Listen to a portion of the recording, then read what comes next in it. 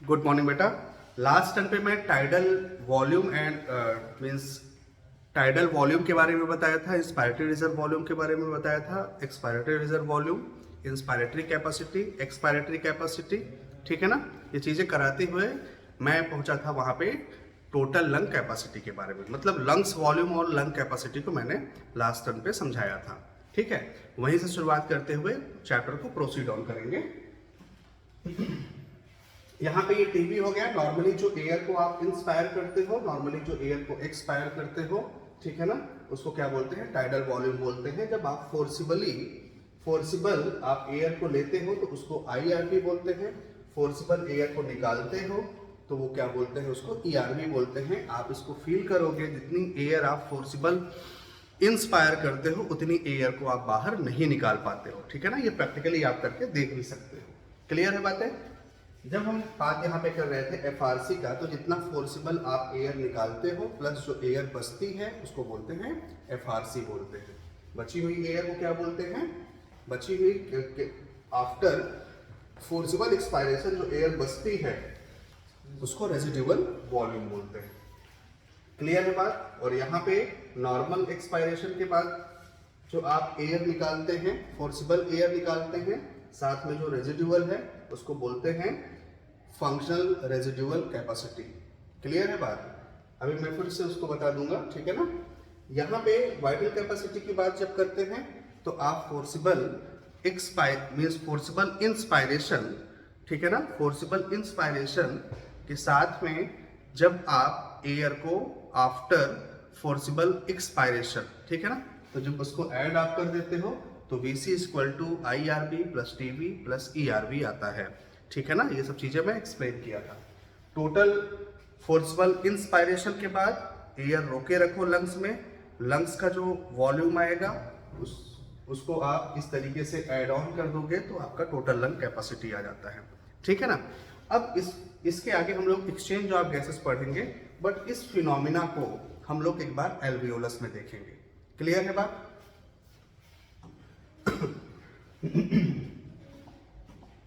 यहां पे देखिए,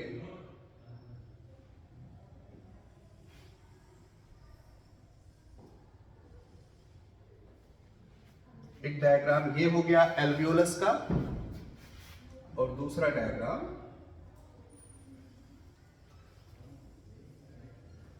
ये हो गया। एक्चुअली ये डेड स्पेस, ये डक्ट है, ठीक है ना। एक डेड स्पेस होता है जहां से एक्सचेंज ऑफ गैसेस मींस होती है। मैंने बताया था कंडक्टिंग पार्ट और एक्सचेंज पार्ट, ठीक है ना।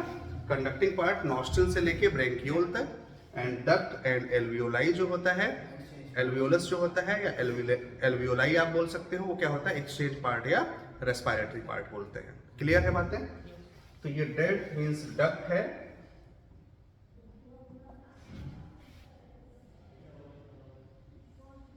ये डक्ट है, डक्ट स्पेस। क्लियर है बातें बेटा? ठीक है। एयर यहां से आती है और इसमें क्या आएगा? O2 आएगा, और एयर यहां से बाहर जाती है, वो मीन्स CO2 का पार्शियल प्रेशर ज्यादा होगा। ठीक है, क्लियर है बात? Same thing is that, same thing is that यहां पे आप दिखा सकते हो O2 एंड CO2। क्लियर है बातें बेटा? ठीक है। नॉर्मली जब आप एयर को लेते हैं, ठीक है ना, नॉर्मली जब आप एयर को लेते हैं, ठीक है ना, through inspiration and through expiration. The process of inspiration जब आप लेते हो तो उसको इंस्पिरेशन बोलते हैं, और आप जब नॉर्मली एयर को निकालते हो तो उसको क्या बोलते हैं? एक्सपायरेशन बोलते हैं। तो इस वॉल्यूम को क्या बोलते हैं? टाइडल वॉल्यूम बोलते हैं। क्या बोलते हैं? टाइडल वॉल्यूम बोलते हैं। ठीक है ना। लेकिन जब आप एयर एक नॉर्मल आप इंस्पिरेशन की प्रोसेस कर रहे हो, इंस्पायर कर रहे हो एयर को, तब तो टीबी बोला। लेकिन आप अगर फोर्सिबल एयर को टेक इन कर रहे हो, इंस्पायर कर रहे हो, ठीक है ना, तब उसको बोलते हैं, तब उसको बोलते हैं तब उसको बोलते हैं IRB बोलते हैं। क्या बोलते हैं बेटा? IRV बोलते हैं, इंस्पायरेटरी रिजर्व वॉल्यूम बोलते हैं। अगर थोड़ा सा हम और भी आगे चले,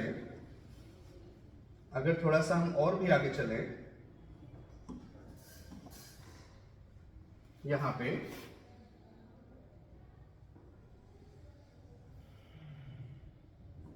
ये हो गया, दूसरा ये हो जाएगा, मतलब यहां पे आपका बचेगा क्या बचेगा? रेजिडुअल वॉल्यूम बचेगा। रेजिडुअल वॉल्यूम से बड़ी यूनिट क्या हो जाएगी, बताइए? क्या हो जाएगी? एक्सपायरेटरी हो जाएगी। उसके बाद क्या हो जाएगी? टाइडल वॉल्यूम हो जाएगा। उसके बाद क्या हो जाएगा आपका? मीन्स इंस्पायरेटरी रिजर्व वॉल्यूम हो जाएगा। ठीक है ना? अब एक एक चीज करके यहां पे समझेंगे हम लोग।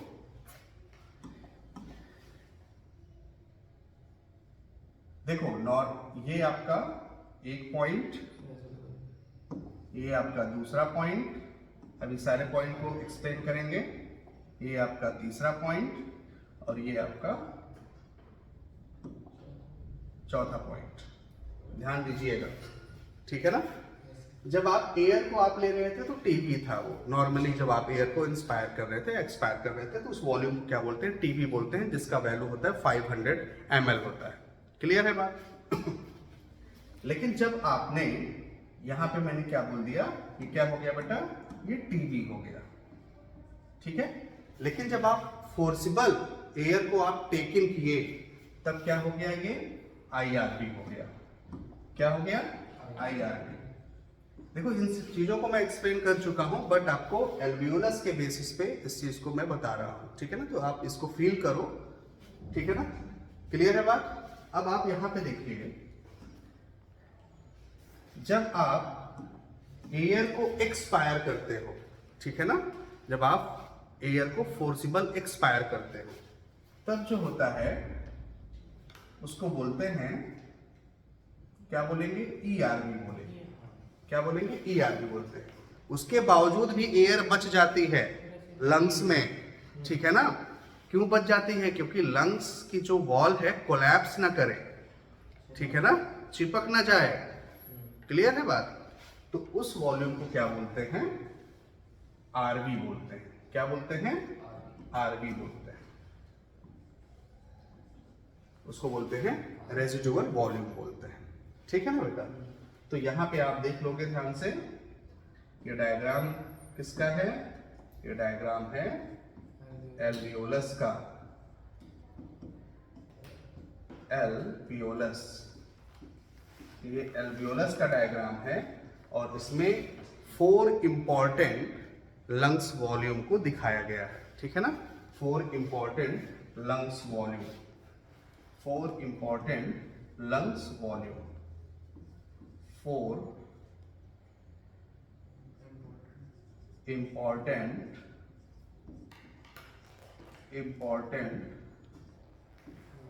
lungs volume. क्लियर है बातें बेटा? बताइए, समझ में आ रही है बात? ठीक है?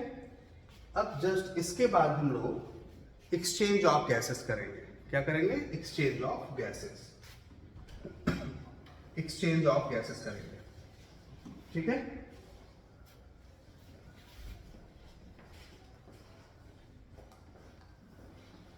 Exchange of gases, exchange of gases.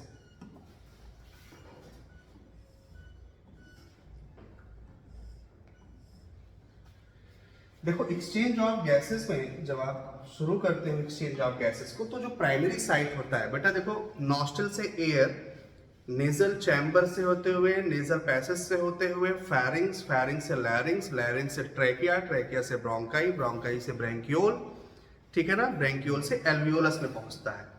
अभी केवल पहुंच रहा है। अब एक्सचेंज कहां पे होगा? जो primary site of exchange of gases है उसको क्या बोलते हैं? एल्वियोलस बोलते हैं। एक को बेटा एल्वियोलस बोलेंगे, एक से ज्यादा को क्या बोलेंगे? एल्वियोलाई बोलेंगे, ठीक है ना। तो primary site of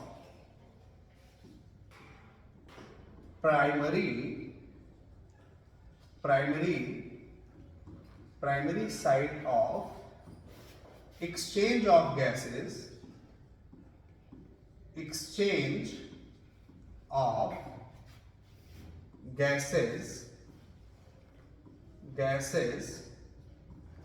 is known as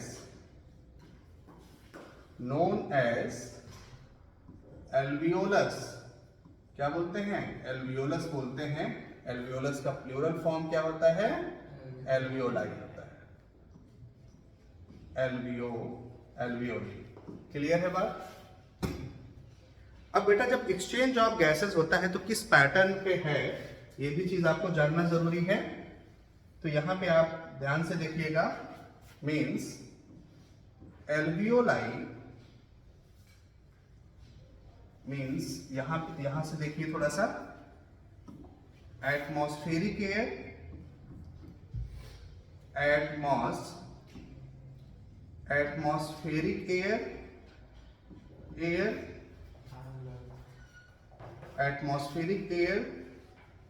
से कहां पे पहुंचा?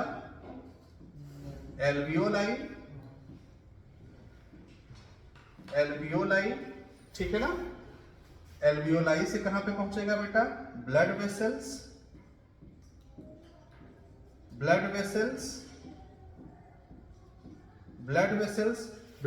से कहां पे पहुंचेगा? टिश्यू, बॉडी टिश्यू में पहुंचेगा। क्लियर है बातें? बोलो। ये वन वे हो गया, ठीक है ना। अब इसको टू वे बनाने के लिए, ठीक है, आप देखो उसी तरीके से, जिस तरीके से एटमॉस्फेरिक एयर एल्वियोलाई तक आई, एल्वियोलाई से ब्लड वेसल्स तक आई, ब्लड वेसल से फिर कहां पे आई? टिश्यू में आई। उसी प्रकार टिश्यू से मींस ब्लड वेसल्स में पहुंचता है, ब्लड वेसल से एल्वियोलाई में पहुंचता है, और एल्वियोलाई से फिर से कहां पे चला जाता है? एटमॉस्फेरिक एयर में पहुंच जाता है। क्लियर है बात? समझ में आ रही है? ठीक है ना। अब देखो, एयर जो एटमॉस्फेरिक एयर जो एल्वियोलाई में आती है, ठीक है ना, वो by the process of simple diffusion है। क्लियर है बात? By the process of simple diffusion. देखो, कोई भी गैस जो ट्रांसपोर्ट यहाँ पे ब्लड वेसल से यहाँ पे हो रही है, वो दो बातों पे डिपेंड करेगी, ठीक है ना। एक तो डिफ्यूजन ऑफ गैसेस, एक होता है सॉल्युबिलिटी ऑफ गैसेस। मतलब डिफ्यूजन ऑफ गैसेस को अगर थोड़ा सा किनारे रखें तो पहली बात तो मेम्ब्रेन की थिकनेस, ठीक है ना, thickness of membrane and solubility of gases, इन दो बातों पे डिपेंड करेगी ये जो भी चीजें होगा, ठीक है ना। देखो, जो प्रेशर ग्रेडियंट है वो बात कंसंट्रेशन ऑफ, जो आपका कंसंट्रेशन ऑफ गैसेस है, ठीक है ना, प्रेशर ग्रेडियंट को साथ में लेंगे, उसी में आ जाएगा ये चीज, ठीक है ना। तो यहाँ पे मैंने क्या बताया? मेम्ब्रेन की थिकनेस पे, साथ ही साथ और किस पे? सॉल्युबिलिटी ऑफ गैसेस पे, ठीक है ना। ये दो चीजें आप देखिएगा ध्यान से। ये जो होल फिनोमिना है, ठीक है ना, ये जो होल फिनोमिना है ये किस पे डिपेंड करेगा? Thickening of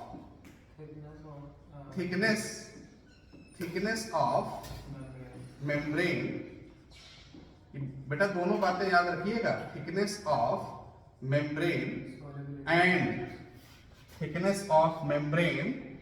and solubility of gases solubility of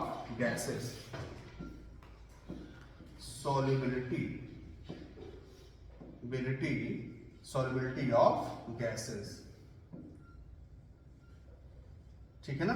इन दो बातों पे डिपेंड करेगा, वेरी वेरी इंपॉर्टेंट है, थिकनेस ऑफ मेम्ब्रेन, ठीक है, एंड सॉल्युबिलिटी ऑफ गैसेस पे।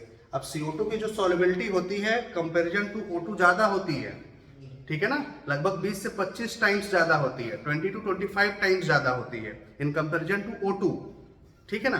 तो एक थोड़ा सा हम लोग चार्ट देखेंगे कि जो एटमॉस्फेरिक एयर है, ठीक है ना, एटमॉस्फेयर में जिस एयर का हमें अभी यूज करना है वो O2 एंड CO2 है, ठीक है।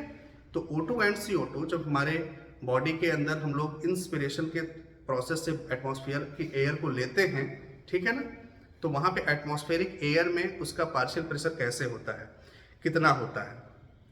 क्लियर है बात? इतनी बातें हो गई, बोलिए। यहीं पे थोड़ा सा हम लोग स्पेस है तो यहीं पे हम लोग देख लेंगे।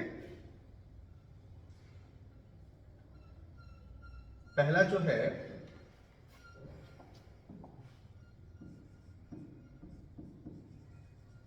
एटमॉस्फेरिक एयर,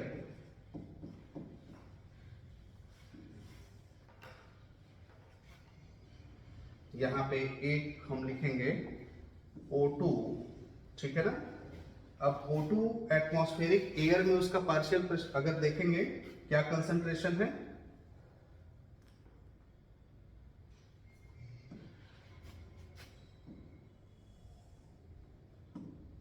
यहां पे गैसेस हैं, गैसेस एटमॉस्फेरिक एयर में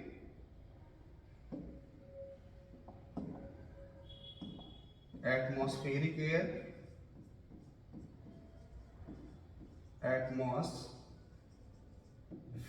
एयर में इसका पार्शियल प्रेशर कितना होता है, इसकी वैल्यू देखेंगे तो 159 होता है। कितना होता है बेटा? 159। अब ध्यान दीजिएगा, एक्चुअली चेंज होता रहता है मीडियम में, बात समझ में आ रही है। अब थोड़ा सा देखेंगे हमारे एल्वियोलाई में कैसा होता है। एल्वियोलस या एल्वियोलाई में कितना होता है, अगर आप देखोगे तो वो होता है 104 mmHg। क्लियर है बात? दूसरी बात आप देखो यहाँ पे हमारे ब्लड में कितना होता है। अगर हमारा ब्लड ऑक्सीजनेटेड है, ठीक है ना, अगर ऑक्सीजनेटेड है, HbO2 ले लिया, ठीक है ना, तब वहां पे कितना होता है, वहां पे होता है 95 mmHg होता है, ठीक है ना। बातें समझ में आ रही हैं? बोलो। ओके। अब दूसरी बात देखेंगे कि ब्लड अगर डीऑक्सीजनेटेड है, ब्लड अगर डीऑक्सीजनेटेड है, ब्लड अगर डीऑक्सीजनेटेड है मींस HbCO2 है अगर, ठीक है, उस टाइम पे कितना होगा, उस टाइम पे होगा मींस HbCO2 है तो 40 mmHg होगा, ठीक है ना। बातें समझ में आ रही है ना? ठीक है। और अगर हम टिश्यू में बात करें तो यहाँ पे स्पेस खाली है तो यहाँ पे हम डिनोट कर सकते हैं। अगर टिश्यू में बात करें तो टिश्यू में अगर बात करते हैं तो वहां पे भी कितना होता है, 40 mmHg होता है। क्लियर है बात? अब ध्यान दीजिएगा, अब यहीं पे बात रही CO2 की, तो CO2 का एटमॉस्फेयर में कितना होता है, 0.3 होता है। क्लियर है बात? एल्वियोलस में देखेंगे बेटा तो 40 mmHg, ठीक है ना। ब्लड में देखेंगे, ठीक है, तो इसका अगर ऑक्सीजनेटेड ब्लड है तो 40 mmHg होगा, ठीक है ना। लेकिन डीऑक्सीजनेटेड ब्लड है, देखो अगर ब्लड डीऑक्सीजनेटेड है तो ऐसा नहीं कि उसमें ऑक्सीजन नहीं है, बट उसका पार्शियल प्रेशर क्या है, कम है। ऑक्सीजनेटेड ब्लड है तो इसका मतलब ये नहीं है कि उसमें केवल ऑक्सीजन है, उसमें ऑक्सीजन का पार्शियल प्रेशर ज्यादा है, ठीक है। बात समझ में आ रही है ना? तो यहाँ पे 45 mmHg हो जाएगा और टिश्यू में भी क्या हो जाएगा, 45 mmHg हो जाएगा, ठीक है। क्लियर है बातें? बोलिए। तो ये mmHg है, ये मीन्स यहाँ पे मैं डिनोट कर सकता हूं, ये जो डायग्राम मैंने इस ग्राफिकल रिप्रेजेंटेशन किया है ये पार्शियल प्रेशर का है, partial pressure of gases means O2 and CO2, ठीक है ना। Partial pressure partial pressure of gases O2 and CO2 किस फॉर्म में? mmHg। देखो प्रेशर किसी इंडिविजुअल गैस का एक कलेक्टिवली गैसेस में जो प्रेशर होता है उसे ही क्या बोलते हैं? उस गैस का पार्शियल प्रेशर बोलते हैं। तो एक सिंपल सा वन लाइन में यह डिफिनेशन है पार्शियल प्रेशर का। क्लियर है बातें? बोलिए। अब चलते हैं हम लोग आगे, ठीक है ना। हम लोग एक्सचेंज ऑफ गैसेस कर रहे हैं। अब देखते हैं ये चीज आपको थोड़ा सा आइडिया लग गया। अब इसको हम लोग डायग्रामेटिक कैसे रिप्रेजेंट करते हैं, ठीक है ना। आपके एनसीईआरटी में डायग्राम भी बना है काफी अच्छा। तो हम लोग आगे प्रोसीड ऑन करते हैं। नोट डाउन कर लीजिए, ठीक है। आई थिंक हो गया होगा, ठीक है। आगे बढ़ते हैं। आप ध्यान से देखिएगा डायग्राम।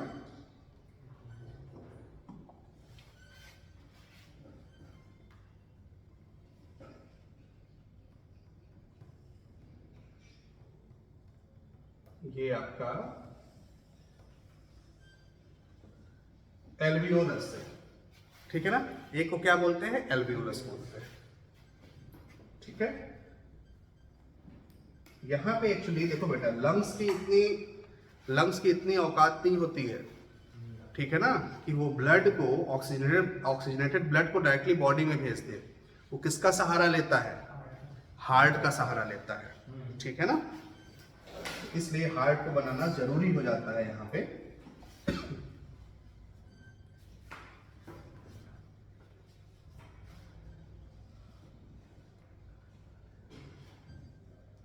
हार्ट को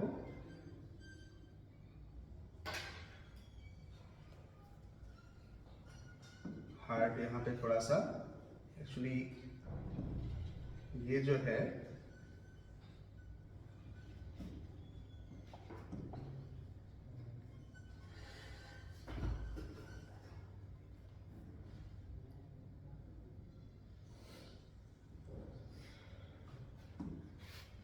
किस तरीके से इसको बनाएंगे देखिएगा।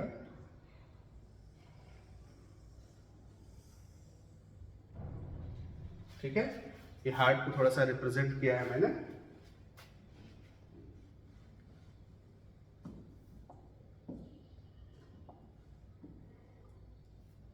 ठीक है, दिख रहा है ना? ओके, थोड़ा सा इसको और भी इसकी विड्थ बढ़ा देते हैं।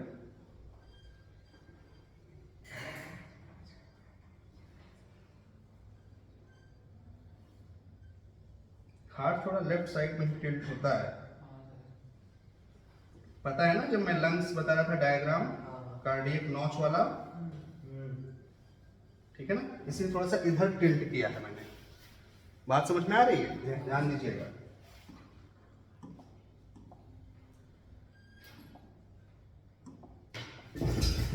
अब यहां पे देखो बेटा, एयर, एटमॉस्फेरिक एयर आई अंदर आ रही है कि नहीं?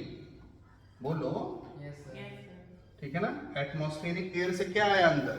O2 आया, ठीक है ना। और बाहर कौन जाएगा? CO2 जाएगा, ठीक है। तो ये एयर अंदर जा रही है और एयर बाहर जा रही है, ठीक है।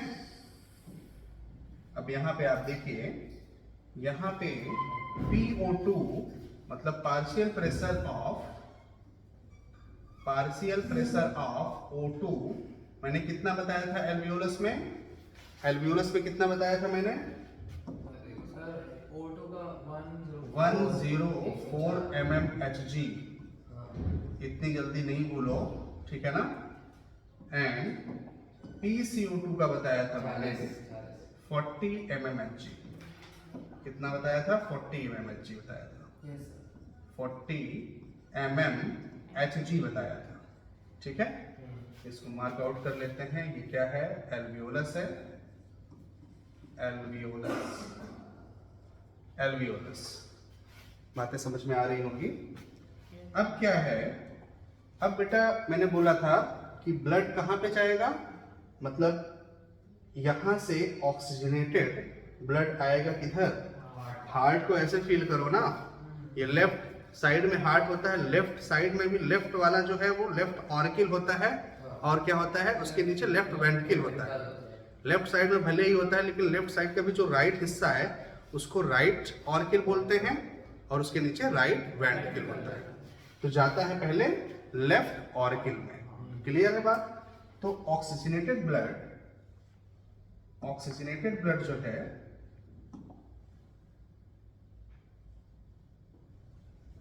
ऑक्सीजनेटेड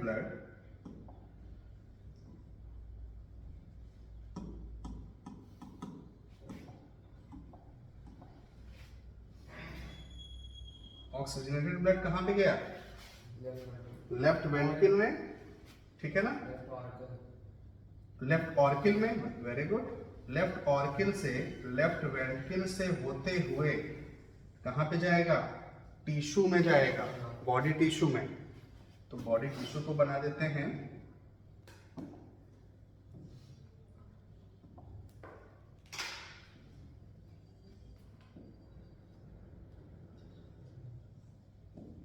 ये बॉडी टिश्यू है, क्लियर है बात।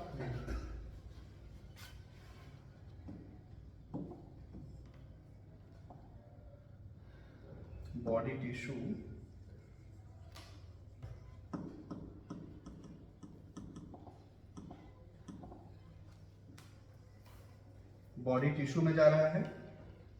बॉडी टिश्यू में जब जाएगा तो वहां से क्या ट्रांसपोर्ट करेगा, वहां से क्या ट्रांसपोर्ट करेगा, O2 को, किस चीज को एक्सचेंज करेगा, O2 को बॉडी टिश्यू को देगा, क्लियर है बात, ठीक है। O2 को दे रहा है और CO2 को लेगा। तो CO2 को अगर लेगा, ठीक है ना,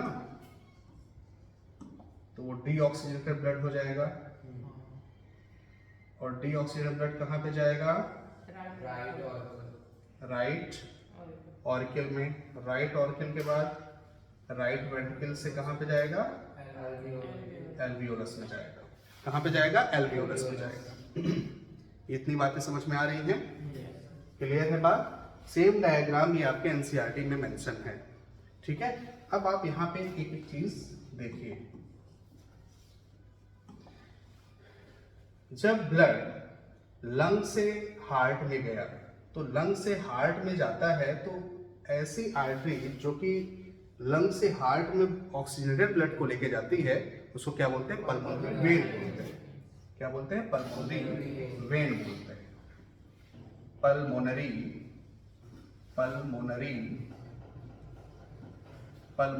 वेन बोलते हैं। बात समझ में आ रही है। हार्ट में जाएगा। अब हार्ट से जब ब्लड वेसल्स निकलती है, ठीक है ना, एक्चुअली आयोर्टा होती है, उसको क्या बोलते हैं, आयोर्टा एक तरह का आर्टरी है। तो जब आर्टरी, एक्चुअली आयोर्टा ही बहुत कई पार्ट में डिवाइड होगा, पतली पतली आर्टरी में, तो उसको अब बोलेंगे सिस्टेमिक आर्टरी। क्या बोलेंगे, सिस्टेमिक आर्टरी। सिस्टेमिक, देखो वेंट्रिकल से, लेफ्ट वेंट्रिकल से इधर हार्ट से जो चीजें निकल रही है ना बेटा, समझ रहे हो, अगर यहाँ से ऑक्सीजनेटेड चीजें वेंट्रिकल से निकल रही है तो उसको सिस्टेमिक आर्टरी मींस टर्म देंगे। डीऑक्सीजनेट लेके जो ब्लड जाता है उसको क्या बोलते हैं, सिस्टेमिक वेन बोलते हैं। तो ये सिस्टेमिक आर्टरी बोलेंगे, सिस्टेमिक आर्टरी। और इस सिस्टेमिक आर्टरी में जो पार्शियल प्रेशर ऑफ O2 होता है, ठीक है ना, वो होता है 95 mmHg। 95 mmHg होता है। And partial pressure of CO2 जो होता है वो 40 mmHg होता है। 40 mmHg होता है। कितना होता है, 40 mmHg होता है। ये बातें समझ में आ रही होंगी। अब यहाँ पे टिश्यू को दिया तो टिश्यू क्या करेगा, टिश्यू करेगा कि भाई आप हमको O2 दे रहे हो, उस O2 का यूटिलाइजेशन हम कर रहे हैं, लेकिन बदले में आप CO2 लेके जाइए। क्या लेके जाएंगे, CO2 लेके जाएंगे। ठीक है, तो अब इसको बोलेंगे सिस्टेमिक, क्या बोलेंगे, systemic when, systemic when, systemic when. And systemic when में जो पार्शियल प्रेशर होता है, सिस्टेमिक वेन में जो पार्शियल प्रेशर होता है वो होता है O2 का PO2, PO2 जो होगा 40 mmHg होगा। ठीक है ना, 40 mmHg, 40 mmHg and PCO2 45 mmHg, 45 mmHg। Clear है बात? और यहाँ पे राइट वेंट्रिकल से जो ब्लड वेसल्स लंग्स को डीऑक्सीजनेटेड ब्लड लेके जाती है उसको बोलते हैं पल्मोनरी आर्टरी बोलते हैं। ठीक है ना, क्या बोलते हैं, पल्मोनरी आर्टरी बोलते हैं, pulmonary, pulmonary, pulmonary artery, pulmonary artery बोलते हैं। क्लियर है बातें? ठीक है ना, तो एक डायग्रामेटिक ये रिप्रेजेंटेशन हो गया किस तरीके से एल्वियोलस, यहाँ पे इसको बॉडी टिश्यू लिख देते हैं, body tissue, body, body tissue,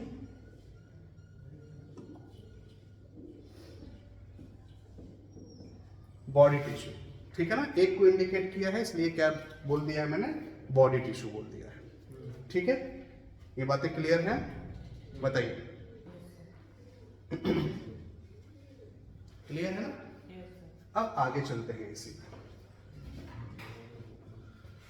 actually अभी स्पेस यहाँ पे है हमारे पास में, तो यूटिलाइज कर लेते हैं। इस PO2 और CO2 को ना थोड़ा सा इधर मेंशन कर देते हैं। बेटा क्वेश्चन यहाँ पे ये पुटअप होता है क्वेश्चन, ठीक है ना, तो इस चीज को आप ध्यान दीजिएगा।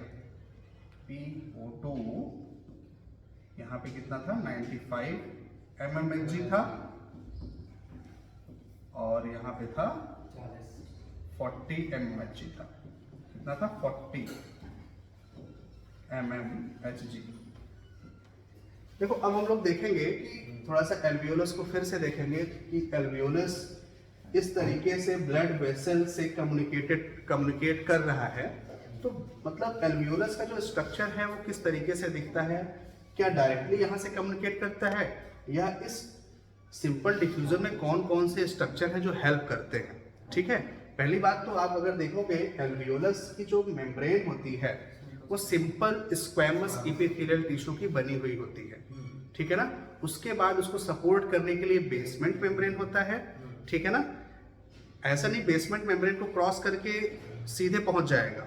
उसके बाद ब्लड वेसल्स की जो लाइनिंग होती है उसको क्या बोलते हैं, एंडोथेलियम बोलते हैं। ठीक है ना, मतलब इतनी, मतलब सिंपल स्क्वैमस को क्रॉस किया, बेसमेंट सब्सटेंस था उसको क्रॉस किया, एंडोथेलियम को क्रॉस किया, तब जाके कहां पे पहुंचता है, ब्लड वेसल्स में पहुंचता है।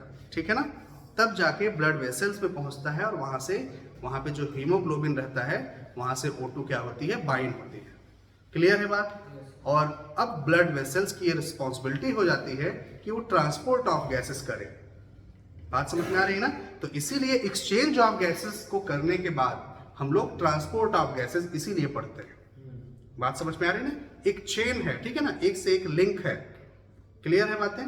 तो हम लोग एल्वियोलस का स्ट्रक्चर देखेंगे, ठीक है ना, उसमें कौन सी गैसेस है, उसकी सॉल्युबिलिटी किसकी ज़्यादा है। तो गैस में अगर आप देखोगे CO2 की solubility in comparison to O2 20 से 25 गुना, 20 to 25 टाइम्स सॉल्युबिलिटी ज़्यादा होती है CO2 की इन कंपैरिजन टू O2।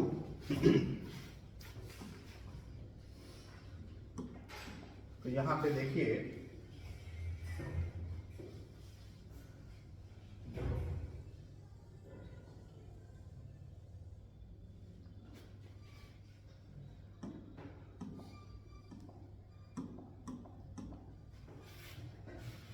यहाँ पे बेटा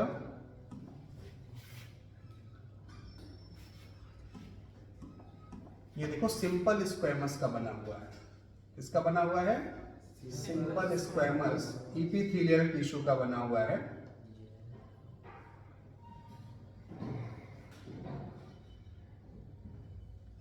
देखो बेसमेंट जो मेम्ब्रेनस स्ट्रक्चर होता है ना, एक्चुअली वो बेसमेंट सब्सटेंसेस है, बेसमेंट मेम्ब्रेन सपोर्ट करने के लिए होता है। टिश्यू चैप्टर आपने पढ़ा होगा, जो बेसमेंट मेम्ब्रेन होता है, ठीक है, बेसमेंट की जो लेयर होती है वो नॉन सेलुलर लेयर होती है, ठीक है।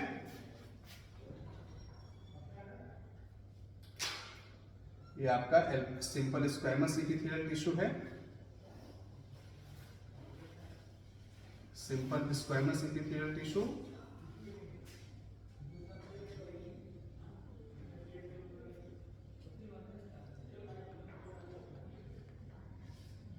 Simple squamous epithelial tissue. ये सेल बन गया तो इसमें न्यूक्लियस भी मैं इंडिकेट कर दे रहा हूं, ये न्यूक्लियस हो जाएगा। सिंपल स्क्वेमस इपिथेलियल टिश्यू में सेल मैंने बना दिया था, अब ये न्यूक्लियस को इंडिकेट कर दे रहा हूं।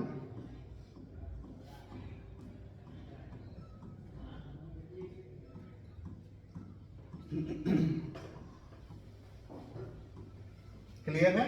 अब यहां पे बेटा बेसमेंट मेम्ब्रेन को इंडिकेट कर रहे हैं, बेसमेंट मेम्ब्रेन को।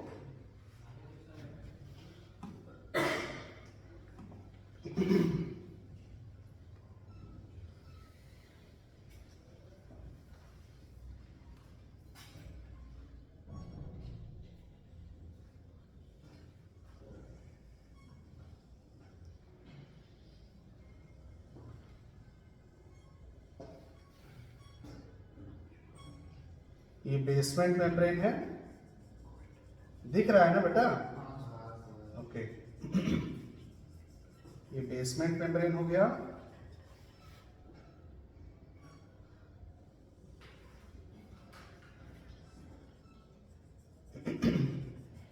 इस सपोर्टिंग के लिए होता है between squamous simple squamous epithelium and endothelium. बात समझ में आ रही है? देखो स्ट्रक्चर को पहले भी बना सकते थे, बट आप लोग सामने देखोगे तो थोड़ा सा कोशिश करोगे, ठीक है ना? नहीं तो लगेगा सर ने ऐसे ही बना के बेवकूफ बनाया है। तो इस चीज को, ये हो गया आपका बेसमेंट मेम्ब्रेन। आफ्टर दैट यहां पे आप देखोगे इंडोथेलियम। क्या है? इंडोथेलियम।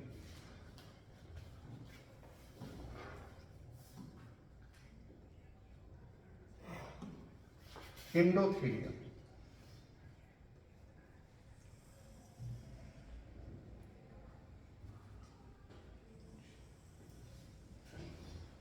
ये इंडोथेलियम।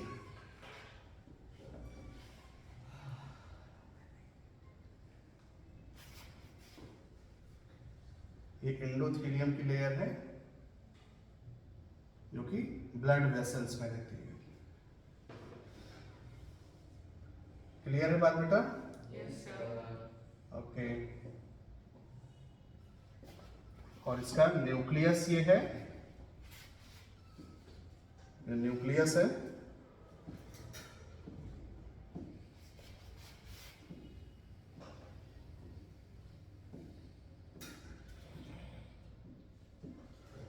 न्यूक्लियस, ठीक है ना? और यहां पे आपका आरबीसी, यहां पे जो है आरबीसी है, यहां पे क्या है? आरबीसी है। ओके। यहां पे ये मैं आरबीसी थोड़ा बना रहा था, ये आरबीसी, ठीक है ना? ध्यान दीजिएगा इधर, ठीक है? ये आरबीसी हो गया।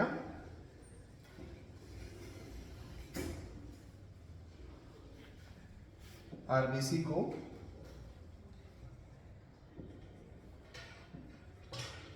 आरबीसी हो गया। अब आप यहां पे देखो बेटा, एयर आई यहां पे,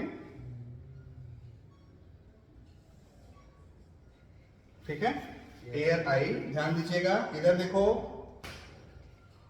एयर क्या की, ये क्या है, सिंपल स्क्वेमस इपिथेलियल टिश्यू है, तो simple squamous epithelial tissue,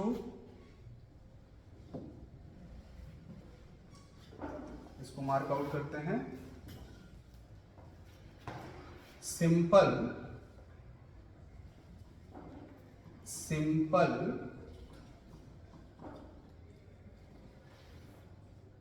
squamous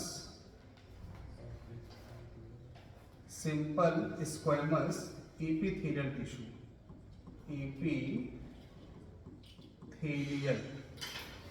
simple squamous epithelial tissue,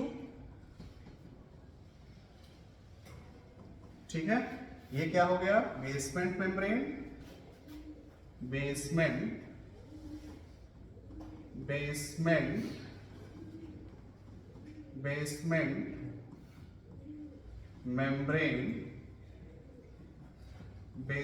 membrane, और ये क्या हो गया, एंडोथेलियम,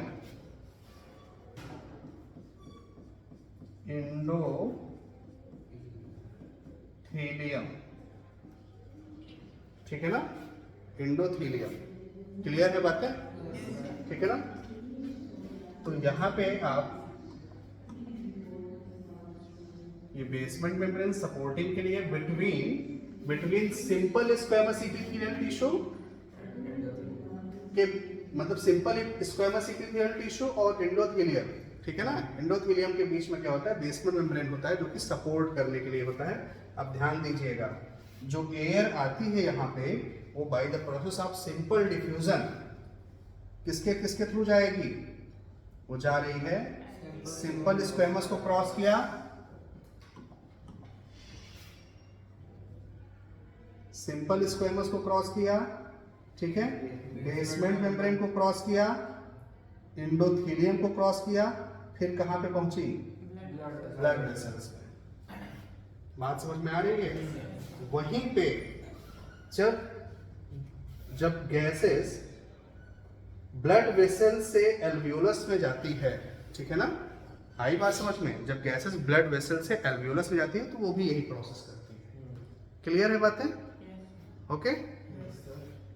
तो इस तरीके से आप देखोगे कि यहाँ पे बेसमेंट मेम्ब्रेन है, एंडोथेलियम है और आपका सिंपल स्क्वेमस है, ठीक है। एक चीज यहाँ पे देखोगे, थोड़ा सा एक चीज मार्क आउट करेंगे, जो सॉल्युबिलिटी ऑफ गैसेस में देखोगे, सॉल्युबिलिटी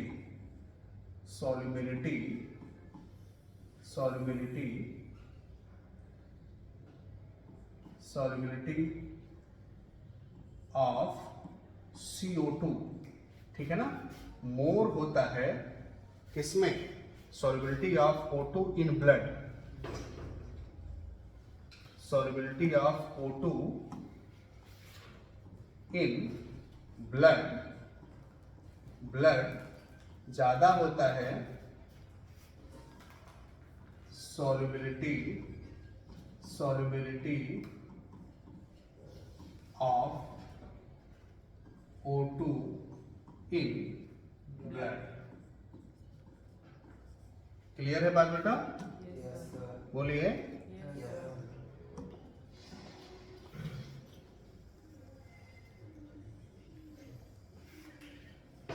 ठीक है ना।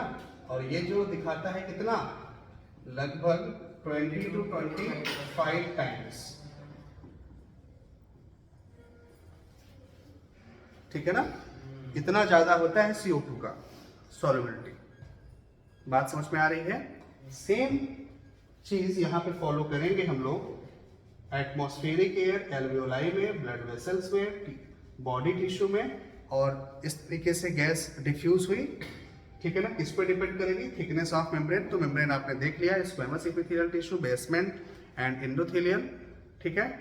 बात समझ में आ रही है? और उसी तरीके से बॉडी टिश्यू से ब्लड वेसल्स, एल्वियोलाई और एटमॉस्फेयर एयर में फिर से चली जाती है। क्लियर है बात? ये O2 का हो गया और ये CO2 का हो गया। बातें समझ में आ रही हैं? ठीक है।